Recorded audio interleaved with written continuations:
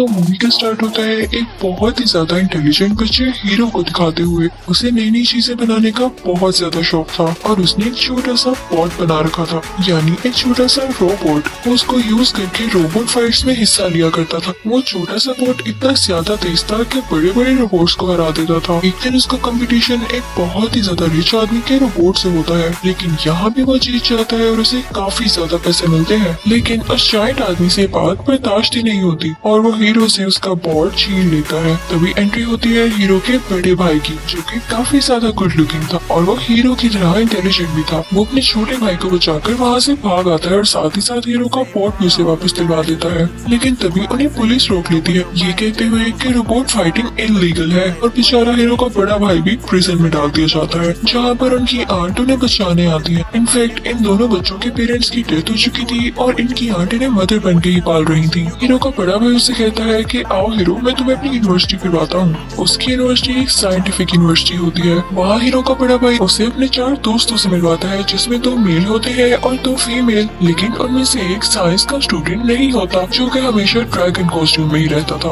अब हीरो के बड़े भाई के बाकी 3 दोस्त उसे अपनी इन्वेंशंस दिखाने लगते हैं। अब हीरो का बड़ा भाई उसे कहता है कि आओ मैं तुम्हें अपनी इन्वेंशन भी दिखाता हूँ, और इसी के साथ वो उसे अपनी लैब में ले आता है। वहाँ पर वो अपने छोटे भाई के बाजू पर टेप लगाकर खींचता है तो उसे दर्द होती है। हीरो कहता है कि आउच, और ये आवाज सुन के उसका बनाया गया क्यूट सा रोबोट, जिसका नाम बी मैक्स होता है, एक्टिवेट हो जाता है। तो हीरो का बड़ा भाई उसे बताता है कि एक हेल्थ केयर रोबोट है और मैंने इसमें अपना बहुत टाइम लगाया है और इसके अंदर एक चिप है और ये काफी पॉजिटिव किस्म का डॉक्टर है। फिर बी मैक्स हीरो के बाजू पर किसी किस्म का कोई स्प्रे करता है, जिससे हीरो के बाजू की जलन बिल्कुल ठीक हो जाती है। ये बात हीरो को काफी इंटरेस्टिंग लग रही होती है। फिर हीरो का बड़ा भाई उसे बताता है कि तब तक ये एक्टिवेट नहीं होगा जब तक कि तुम इसे ये न कह दो कि तुमने मेरी अच्छी केयर की और मैं सेटिस्फाई हूँ अपनी केयर से। तो हीरो ऐसा ही कहता है तो वो रोबोट वापस अपने छोटू से बॉक्स में चला जाता है, जो कि उसका कवर होता है, जिसमें वो चार्ज भी हुआ करता था। तभी वहाँ पर कॉलेज का हेड आता है, जो कि उनकी बातें सुन रहा होता है। वो हीरो के हाथ में वही ब्लैक कलर का पॉट देखता है तो कहता है कि ये क्या चीज है। हीरो उसे सब कुछ बताता है तो वो कहता है कि अरे वाह, मुझे भी इसमें काफी इंटरेस्ट है और मेरी बेटी को भी, वो भी काफी जीनियस है। तुम इस यूनिवर्सिटी में एडमिशन के लिए अप्लाई करना और तुम्हारा भाई तुम्हें इसके बारे में सब समझा देगा।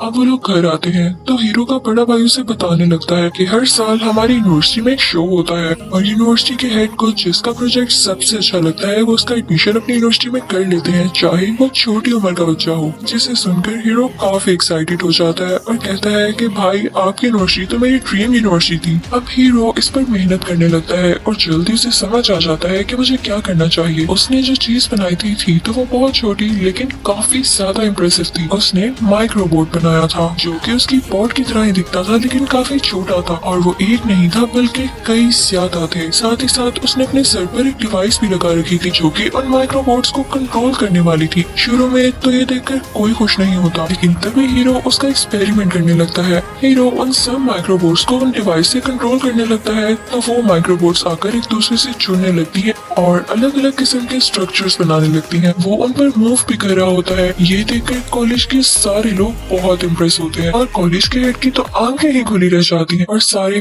बहुत ज्यादा क्लैपिंग करते हैं क्योंकि उन्हें ये प्रोजेक्ट लाजवाब लगा होता है। सब लोग हीरो को कांग्रेचुलेट करते हैं कि तुम्हारा एडमिशन तो पक्का है मेरे भाई। जैसे ये शो खत्म होता है तो एक कंपनी का सीईओ हीरो के पास आता है और उससे कहता है कि क्या अपने माइक्रोबोट तुम मुझे बेचोगे। तो हीरो के कुछ बोलने से पहले ही वहाँ कॉलेज का वही हेड आ जाता है और कहता है कि नहीं, हीरो ऐसा नहीं करेगा। तो हीरो भी उस आदमी को मना कर देता है और वो आदमी वहाँ से चला जाता है और साथ ही हीरो को उसका एडमिशन लेटर मिल जाता है, जिसके बाद वो सब बहुत खुश होते हैं। अब यूनिवर्सिटी से बाहर आकर हीरो और उसका बड़ा भाई बातें करने लगते हैं, लेकिन बातें करते करते जब वो पीछे देखते हैं तो हैरान रह जाते हैं। यूनिवर्सिटी में आग लग चुकी थी। एक स्टूडेंट वहाँ से भागी आती है और बताती है कि कॉलेज के हेड अंदर ही है और हीरो के भाई की कॉलेज के हेड के साथ काफी अच्छी दोस्ती थी तो वो उन्हें बचाने के लिए अंदर जाता है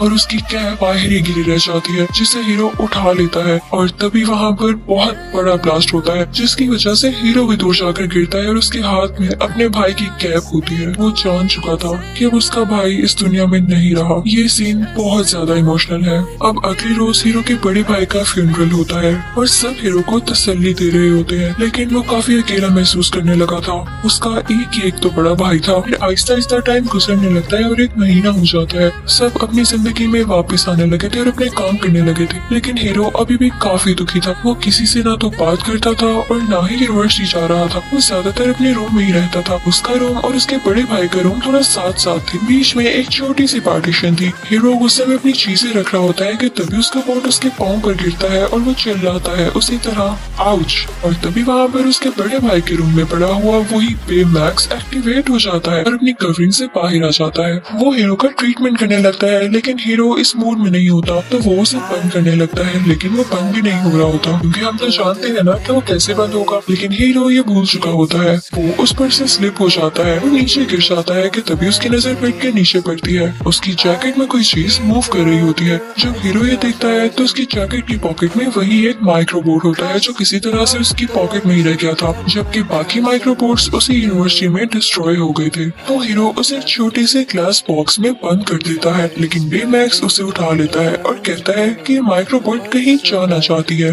लेकिन हीरो उसकी बात पर ज्यादा ध्यान नहीं दे रहा होता और पीछे से बेमैक्स उस माइक्रोबोर्ड को लेकर पता नहीं कहाँ पहुँच जाता है। जब हीरो को ये रियलाइज होता है तो वो उसका पीछा करने लगता है। रास्ते में बहुत मुश्किल से वो उसका पीछा करते हुए उस तक पहुँचता है तो देखता है कि बेमैक्स वो माइक्रोबोर्ड लिए एक वेयर हाउस के बाहर खड़ा है। हीरो भी वहाँ पहुँच जाता है, लेकिन देखता है कि वेयर हाउस तो बंद है, लेकिन माइक्रोबोर्ड अभी भी उसी तरफ जाना चाह रहा था। तो वो लोग प्लान करते हैं कि हम अंदर जाके देखेंगे कि आखिर इधर क्या है जो माइक्रोबोर्ड यहाँ ही जाना चाह रहा है। अब वो लोग ऊपर विंडो से होते हुए उसके अंदर जाते हैं। हीरो कहता है कि मैं नीचे जाकर देखूंगा, तुम यहीं रुकना, ठीक है। लेकिन जो चीज हीरो देखता है उसे अपनी आंखों पर यकीन ही नहीं आता, क्योंकि कोई उसके माइक्रोबोर्ड्स की नकल कर रहा था। सेम उसी के जैसे माइक्रोबोर्ड्स बनाए जा रहे थे। वो एक फैक्ट्री थी और तभी वहाँ पर बेमैक्स भी आ जाता है जो उससे कहता है कि सब ठीक है ना। तो उनकी आवाज सुनते ही वो सारे माइक्रोबोर्ड्स एक्टिवेट हो जाते हैं और साथ मिलकर कोई स्ट्रक्चर बनाने लगते हैं। और जाहिर सी बात है कि कोई इन्हें पीछे से कंट्रोल भी कर रहा था, जिन्हें पता चल चुका था कि बेमैक्स और हीरो यहाँ पर है। वो लोग वहाँ से भागने लगते हैं। तभी उन्हें वो आदमी नजर आता है जो कि इन माइक्रोबोर्ड्स को कंट्रोल कर रहा था, लेकिन हम उसकी शक्ल नहीं देख पाते क्योंकि उसने मास्क पहना हुआ था। अब जैसे तैसे करके ये दोनों विंडो से बाहर कूद जाते हैं। बेमैक्स अपने बाजू हीरो के इर्द गिर्द लपेट लेता है और नीचे गिरने पर भी उनको कुछ नहीं होता क्योंकि बेमैक्स की बॉडी फ्लफी थी। हीरो सब कुछ जाकर पुलिस को बताता है, लेकिन वो कहता है कि बच्चे मेरा टाइम जाया न करो। और इसी दौरान बेमैक्स की बैटरी भी लो होने लगती है तो वो फौरन से उसे अपने घर ले आता है अपनी आंट से छुपाते हुए, और ये सीन काफी फनी लग रहा था। अब हीरो बेमैक्स को चार्ज करता है और वो लोग बातें करने लगते हैं। हीरो बेमैक्स को बताता है कि तुम्हें बनाने वाला यानी मेरा भाई अब इस दुनिया में नहीं है। तो बेमैक्स उसे रिलैक्स करता है, यानी वो काफी अच्छा रोबोट था। बेमैक्स पूछता है कि वो कैसे मरा, तो हीरो बताता है कि यूनिवर्सिटी में आग लग गई थी। लेकिन साथ ही हीरो कहता है एक मिनट रुको, मुझे कुछ याद आ रहा है। यूनिवर्सिटी में आग जान के लगाई गई ताकि वहाँ पर हलचल मच जाए, लोगों को सिर्फ अपनी जान की पड़ी हो और कोई मेरी माइक्रोबोर्ड्स को अपने पास ले ले। उसे ये सारा ट्रिक समझ आने लगता है कि जो मास्क वाला आदमी उन्हें दिखाई दिया था ये जरूर उसी का काम था, ताकि वो हीरो के माइक्रोबोर्ड्स को चुरा कर उन जैसे कई माइक्रोबोर्ड्स बना सके। वो बेमैक्स के साथ प्लान बनाता है कि हम इस आदमी को रोक कर ही रहेंगे। वो उसकी चिप बाहर निकालता है और उसमें कई ज्यादा कराटे क्लिप्स और एक्शंस इंस्टॉल कर देता है और वो चिप दोबारा से उसके अंदर डाल देता है और साथ ही साथ उसे आर्मर भी पहनाता है। अब हीरो और बेमैक्स उसी वेयर हाउस तक पहुंच जाते हैं, लेकिन तभी वहाँ पर वही मास्क वाला आदमी माइक्रोबोर्ड्स का काफी बड़ा स्ट्रक्चर बनाते हुए उसके ऊपर ही आ रहा होता है। और उसी जगह एक फैन भी आती है जो कि शुरू में तो बड़ी मिस्टीरियस लग रही थी, लेकिन उसके अंदर हीरो के बड़े भाई के दोस्त ही थे, वही चारों दोस्त। लेकिन वही मास्क वाला आदमी उन पर अटैक करने लगता है तो वो सारे डरकर वैन में बैठ जाते हैं और बेमैक्स भी उनकी वैन के ऊपर होता है।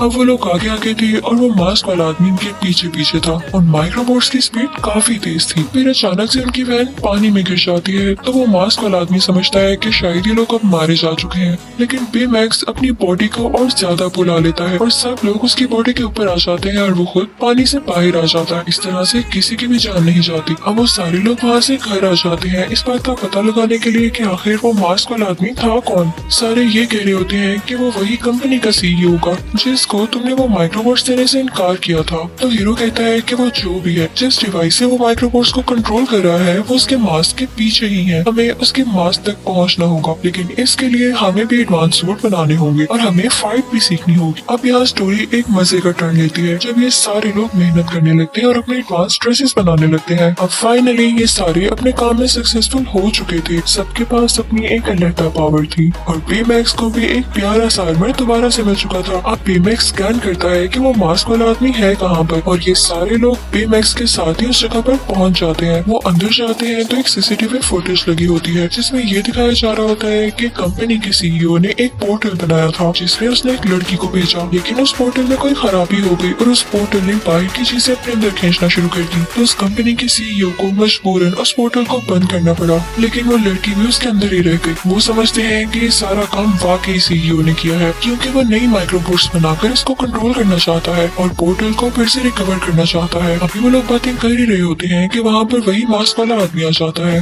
वो उन पर अटैक करने लगता है। वो सारे लोग दूर जाकर गिरते हैं, लेकिन हीरो हार नहीं मानता और बेमैक्स के साथ उस पर अटैक करता है, जिससे उस मास्क वाले आदमी का मास्क उतर जाता है। और हीरो देखता है कि वो कोई और नहीं बल्कि कॉलेज का हेड है कि वो सिंह यूनिवर्सिटी में आग लगने से मारा जा चुका था, लेकिन ये जिंदा था और यही था वो जिसने हीरो की माइक्रोबोट्स चुराई। इसने ये सब प्री पर्पसली किया। हीरो कहता है कि मेरा भाई तुम्हारी वजह से मरा। वो बेमैक्स को ऑर्डर देता है कि इसे मार डालो, लेकिन बेमैक्स कहता है कि मैं एक हेल्थ केयर डॉक्टर हूँ और मैं इसको नहीं मार सकता। हीरो को कुछ समझ नहीं आता तो वो उसकी पॉजिटिव चिप बाहर निकाल लेता है और कराटे और इवल चिप उसके अंदर ही होती है, जिसके बाद बेमैक्स इस काबिल हो गया था कि उस हेड को मार सके। लेकिन उसके बाकी फ्रेंड्स उसे रोकने लगते हैं और कहते हैं कि ठीक नहीं है, तुम अभी बच्चे हो, तुम जेल भी जा सकते हो। और इसी दौरान हीरो के हाथ से उसका मास्क भी गिर जाता है, जिससे कॉलेज का वो हेड उठाकर बाहर निकल जाता है उन्हीं माइक्रोबोट्स को यूज करके। और उसी दौरान उनके दोस्तों में से एक लड़की बेमैक्स की पॉजिटिव चिप दोबारा से उसके अंदर डाल देती है, जिससे बेमैक्स दोबारा से पॉजिटिव हो जाता है और अटैक नहीं कर पाता। हीरो को सब पर काफी गुस्सा आता है और वो बेमैक्स को लेके वहाँ से चला जाता है और अपने गैराज में आता है। वो बेमैक्स से कहता है कि मैं तुम्हारे अंदर से पॉजिटिव चिप निकाल ही दूंगा ताकि तुम उस हेड को मार सको, लेकिन हीरो से वो चिप बाहर नहीं आ रही होती। तो बेमैक्स बताता है कि मैं आपको अब एक्सेस नहीं दे सकता, मैं हमेशा पॉजिटिव ही रहूंगा।